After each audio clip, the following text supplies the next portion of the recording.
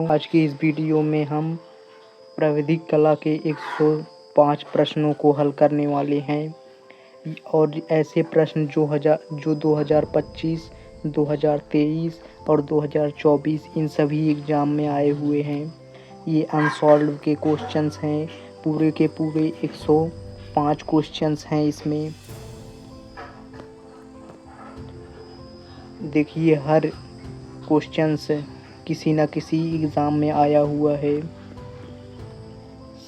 2023 में ये वाला आया हुआ है, 2023 में ये भी आया है, 2023 में ये भी। हर क्वेश्चंस किसी न किसी एग्ज़ाम में ज़रूर पूछे गए हैं, इसलिए यह आपके लिए बहुत ही इम्पोर्टेंट है।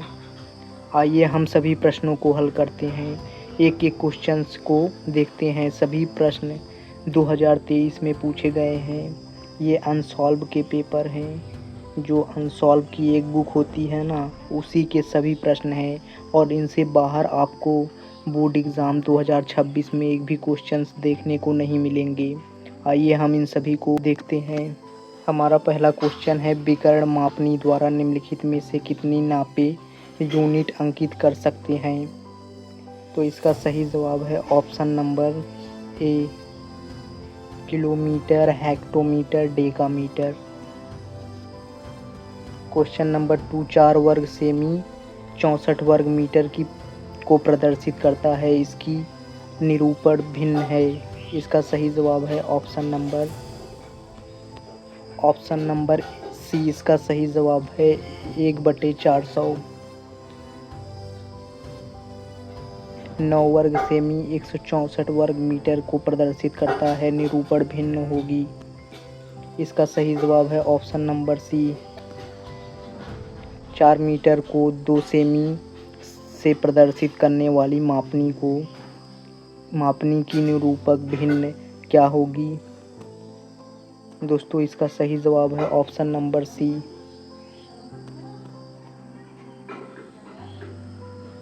समपरिमाण मापनी बनाने में प्रमुख तीनों रेखाओं का कोण क्या होगा? 30, 60, 90। ऑप्शन डी इसका सही है।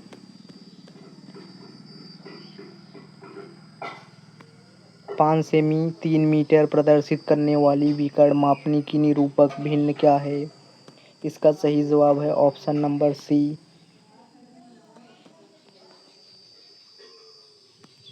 1 मीटर 2.5 सेमी प्रदर्शित करने वाली विकर्ण मापनी की निरूपक भिन्न क्या है? ऑप्शन नंबर सी इसका सही जवाब है। ज्यामितीय आलेखन की रचना का आधार है रंग, रेखाएं, सांचे, इनमें से कोई नहीं। इसका सही जवाब है ऑप्शन नंबर सी। ज्यामितीय आलेखन में प्रयोग होते हैं श्वेत श्याम रंग। अल्पना का जन्म हुआ बंगाल में। साधारण मापनी पर कितने प्रकार के माप दिखाए जा सकते हैं? 2 प्रकार के। निरूपक भिन्न में अंश होता है हर से छोटा। निरूपक भिन्न का अंश सदैव रखा जाता है 1। आयत का क्षेत्रफल ज्ञात करने का सूत्र है, तो दोस्तों हम सभी जानते हैं L/B। इसका सही जवाब ऑप्शन नंबर सी होगा। वृत्त का क्षेत्रफल ज्ञात करने का सूत्र है। वृत्त का क्षेत्रफल ज्ञात करने का सूत्र पाई इंटू त्रिज्या का स्क्वायर होता है, इसलिए ऑप्शन डी सही होगा। समकोण त्रिभुज में कर्ण का वर्ग अन्य दो भुजाओं के वर्गों के बराबर होता है, योग के बराबर होता है। त्रिभुज की कोई माध्यिका उसको 2 भागों में विभाजित करती है और वे भाग क्षेत्रफल में होते हैं बराबर। चतुर्भुज की भुजाओं के मध्य त्रिभुजों को मिलाने से किस प्रकार का चतुर्भुज बनता है? समांतर। आलेखन एक प्रकार का अलंकार है जो कि वस्तु में समावेश करता है सौंदर्य का। वह आलेखन जिसमें ज्यामितीय आकारों का प्रयोग किया जाता है, ज्यामितीय आलेखन उसको कहते हैं।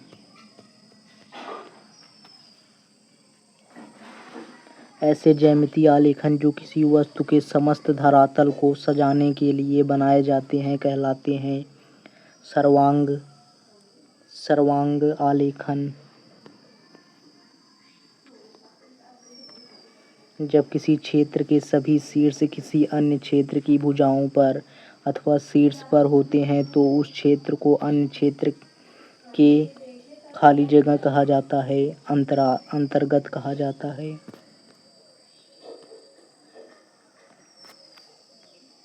जब किसी क्षेत्र की सभी भुजाएं किसी अन्य क्षेत्र के भुजाओं को स्पर्श करती हैं तो शीर्ष आकृति पर पड़ते हो तो उस क्षेत्र को अन्य क्षेत्र के परिगत कहते हैं, इसलिए ऑप्शन नंबर बी सही होगा। किसी आकृति को बाह्य स्पर्श करता हुआ एक वृत्त जो उस आकृति को दो भुजाओं को बढ़ाने पर उन्हें भी स्पर्श करता है, उस आकृति या क्षेत्र का बहिर्गत कहलाता है।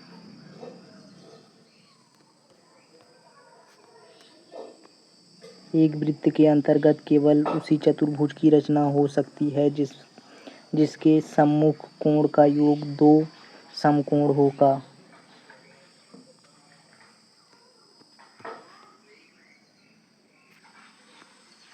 जब कोई वृत्त किसी क्षेत्र के अंतर्गत खींचा जाता है तब वह क्षेत्र की प्रत्येक को स्पर्श करता है, भुजा को स्पर्श करता है।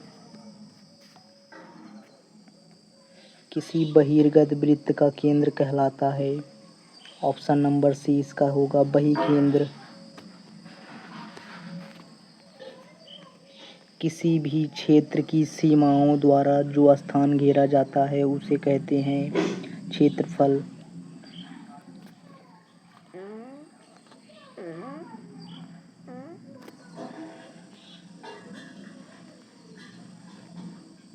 त्रिभुज का क्षेत्रफल ज्ञात करने का सूत्र है आधार इंटू ऊंचाई बटे 2।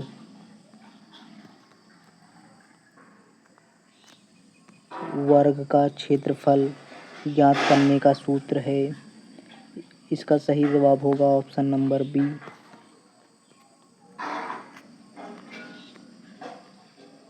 जिस वक्र रेखा से वृत्त घिरा होता है उसे कहते हैं परिधि।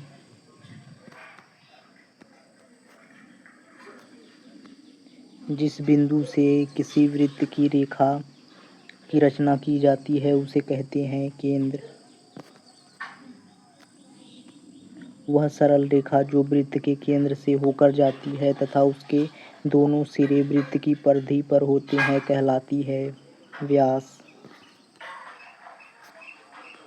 वृत्त के केंद्र से परिधि तक की दूरी कहलाती है त्रिज्या कहलाती है। वृत्त का वह भाग जो एक चाप और दो अर्धव्यासों से घिरा होता है कहलाता है द्वित्रिज्य।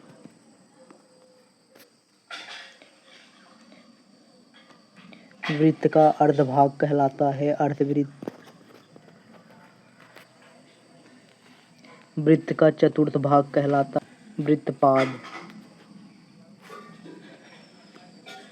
परिधि का कोई भाग क्या कहलाता है चाप।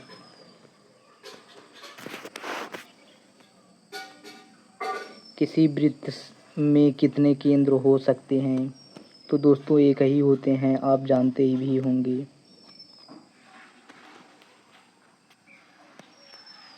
वह सरल रेखा जो किसी वृत्त की परिधि पर किसी बिंदु को मात्र स्पर्श करती है कहलाती है स्पर्श रेखा। वृत्त की परिधि के जिस बिंदु पर स्पर्श रेखा वृत्त को स्पर्श करती हुई जाती है कहलाती है स्पर्श बिंदु कहलाता है। वह अनिश्चित लंबाई की सीधी रेखा जो वृत्त को दो बिंदुओं पर काटती है कहलाती है छेदक रेखा।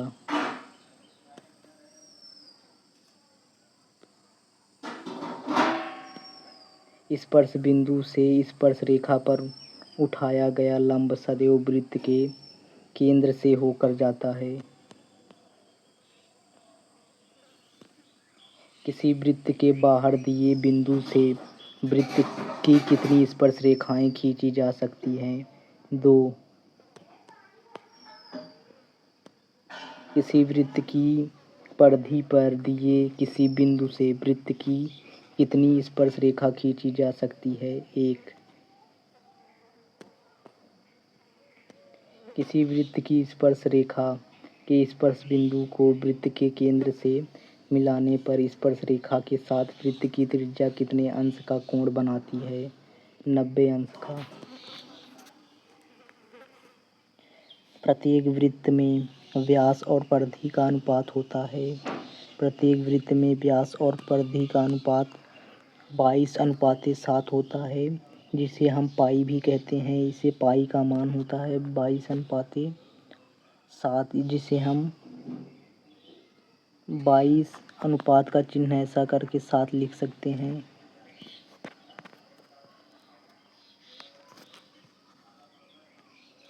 केंद्र से समान दूरी पर चलने वाले किसी बिंदु पथ से घिरी हुई आकृति क्या कहलाती है?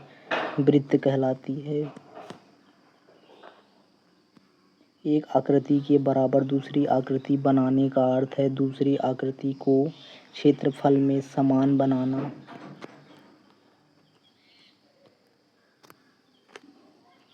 स्पर्श रेखा दीर्घवृत्त में किसे स्पर्श करती है?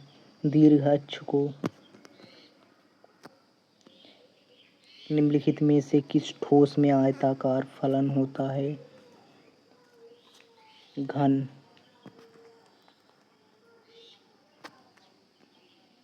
एक वर्गाकार प्रिज्म में कितने आयताकार फलक होते हैं? 4। समपूरक कोण होता है 180 अंश। वर्ग का प्रत्येक कोण कितने अंश का होता है? 90। 1 मीटर में कितने सेंटीमीटर होते हैं? 100 सेंटीमीटर। वृत्त का आकार होता है।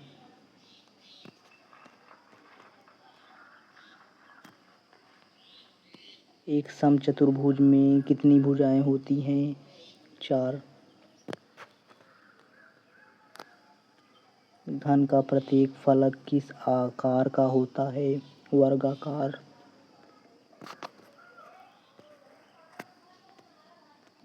एक घन में कितने फलक होते हैं? 6।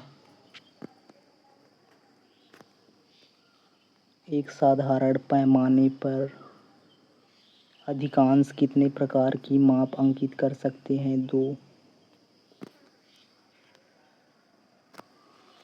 2 वृत्तों के क्षेत्रफल के अंतर के बराबर एक वृत्त बनाने के लिए कौन से त्रिभुज का उपयोग किया जाता है? समबाहु। निम्नलिखित में से कौन सा एक अधिक कोण है? 90 से बड़ा लेकिन 180 से छोटा। 180 के कोण को क्या कहते हैं? सरल कोण या ऋजु कोण। 1 डेसीमीटर में कितने सेंटीमीटर होते हैं? 10 सेमी। एक आयताकार कमरे में कितने ऊर्ध्वाधर फलक होते हैं? 4। यदि बेलन का एक सिरा वृत्ताकार हो तो दूसरा सिरा होगा वृत्ताकार। निम्नलिखित में से कौन सा आकार त्रिभुजाकार है? ऑप्शन नंबर ए इसका सही आंसर होगा। एक घन के कितने कोर होते हैं? 12।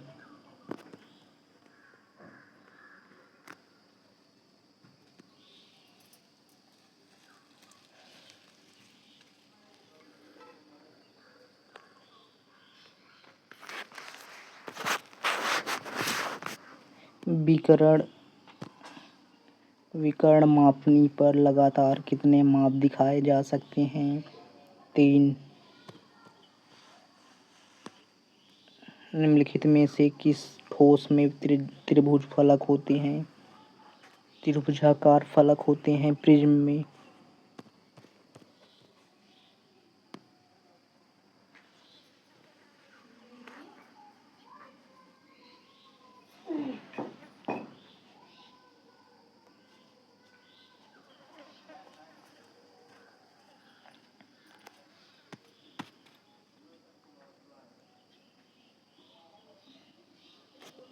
समकोण कितने अंश का होता है? 90 अंश। वर्ग की चारों भुजाओं की नाप क्या होती है? चारों भुजाएं बराबर। मापनी से पहले दो मुख्य भाग लिखा जाता है। मापनी से पहले बाएं भाग पर लिखा जाता है 0।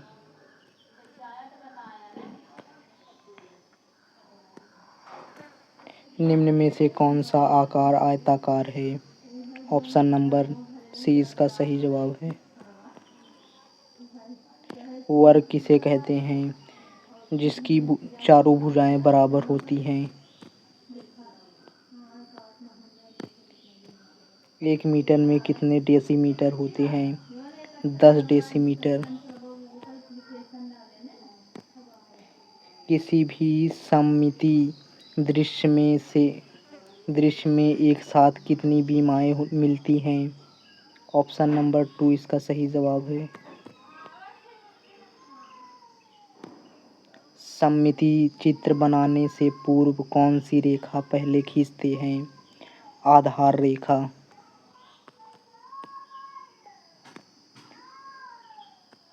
त्रिभुजाकार प्रिज्म के कितने पार्श्व फलक होते हैं? 5। एक त्रिभुज का क्षेत्रफल उसके आधार और ऊंचाई के गुणनफल का कितना भाग होता है? ऑप्शन नंबर 20 का सही जवाब है। निरूपक भिन्न की इकाई क्या होती है? कोई इकाई नहीं होती है। समबाहु त्रिभुज का प्रत्येक कोण होता है 60 अंश का। संपूर्ण कोण होता है 360 अंश का संपूर्ण कोण होता है। कौन सी पेंसिल से बनाई गई रेखा सबसे अधिक काली होती है? 2B पेंसिल से बनाई गई रेखा सबसे अधिक काली होती है और 2H से बनाई गई रेखा सबसे हल्की होती है। याद रखिएगा, ये बहुत ही इम्पोर्टेंट क्वेश्चन है। ये 2025 में आया हुआ है। रेखा किसे कहते हैं? दो बिंदुओं के बीच की दूरी को रेखा कहते हैं। निम्न में से कौन सा आकार त्रिभुजाकार है? Option number A. 180 अंश के कोण को क्या कहते हैं? सरल कोण। कौन सी पेंसिल से बनाई गई रेखाएं हल्की होती हैं? इनमें से कोई नहीं। आयत का प्रत्येक कोण कितने अंश का होता है? 90। निम्न में से कौन सा युग्म पूरक कोण होता है? 30 से लेकर के 60 तक को हम पूरक कोण कहते हैं, 30 और 60 को।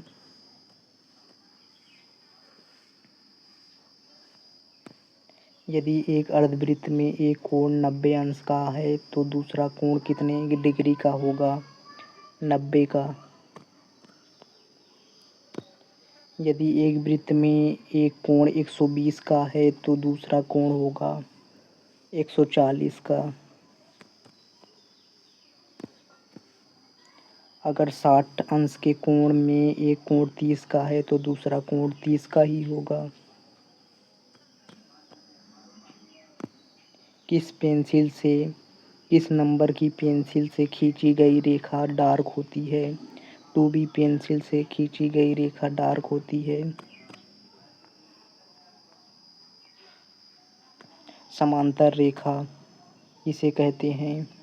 दो सीधी रेखाएं जो आपस में ना मिले। एक वर्ग के आंतरिक कोणों का योग होगा 360 अंश। निम्न में कौन सरल कोण है? 180 कोण को हम सरल कोण कहते हैं। निम्न में से कौन सा आकार पंचभुजाकार है? ऑप्शन नंबर सी इसका सही जवाब है।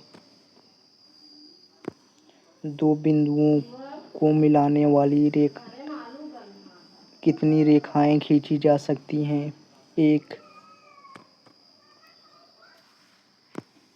किसी त्रिभुज के अंतःकोण का योग होगा 2 समकोण के बराबर। चारों भुजाओं का गुण क्या होता है? सभी भुजाएं बराबर होती हैं।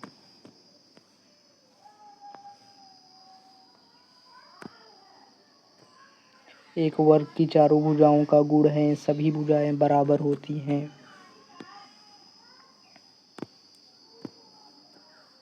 किसी समबाहु त्रिभुज के लिए कौन गुण नहीं लागू होगा?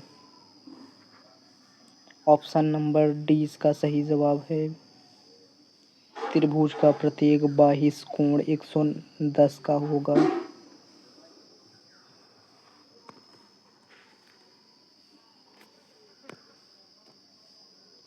समबाहु त्रिभुज कौन सा है? Option number A. 1 डेसीमीटर में कितने मिलीमीटर होते हैं? 100।